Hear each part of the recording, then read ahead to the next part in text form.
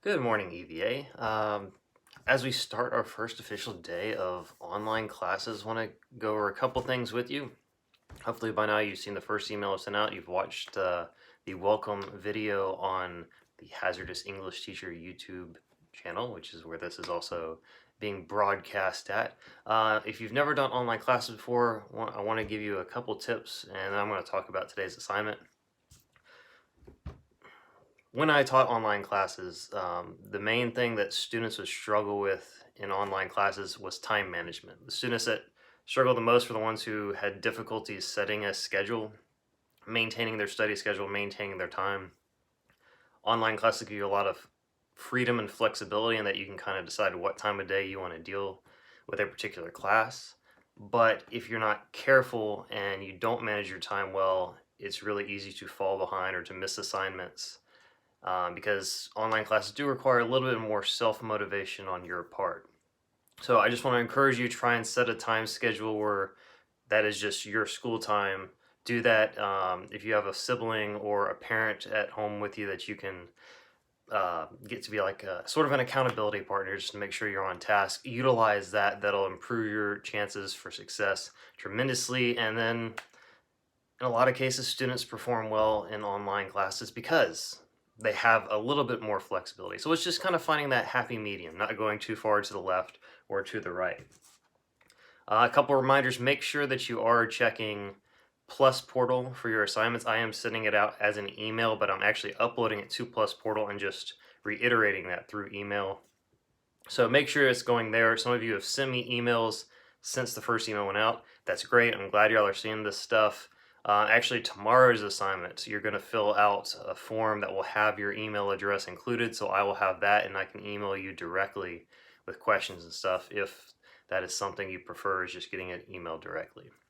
So check Plus Portal today and look for tomorrow's assignment, which I will post by 11:59 p.m.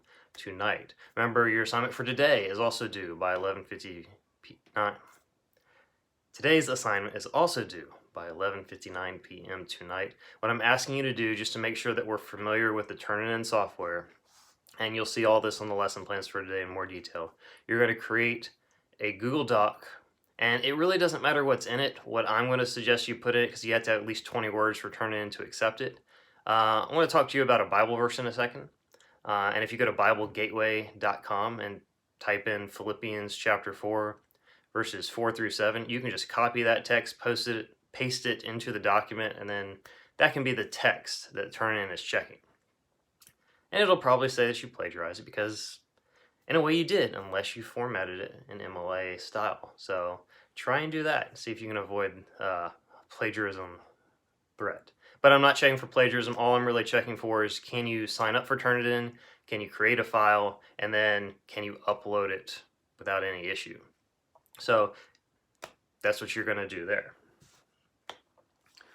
Like I said, the reason I'm choosing this verse, it seems to be kind of appropriate during this time. Philippians 4:13. This is Paul, who is in prison as he's writing this, but talking to a church that has been kind of struggling with joy. They've been kind of stressing about stuff. They've had some arguments between a couple of people in their church. They're dealing with some pressure. They're living in a town where there's a little bit of resistance to the gospel, which is not uncommon during this time. But what Paul tells them, and what we can also learn during this time, he says, "Rejoice in the Lord always. Again, I will say rejoice. Let your gentle spirit be known to all men. The Lord is near. Be anxious for nothing, but in everything by prayer and supplication, with thanksgiving, let your requests be made known to God. And the peace of God, which surpasses all comprehension, will guard your hearts and your minds in Christ Jesus." In other words, Paul's saying, don't worry. Trust God, talk to God, let him know what you're worried about, what you're thankful for, but he's got you covered. Have a good day, Eagles View. If you have any questions, email me. I am by the computer right now, in fact, to deal with any questions you might have. Have a good day. I'll talk to you again tomorrow.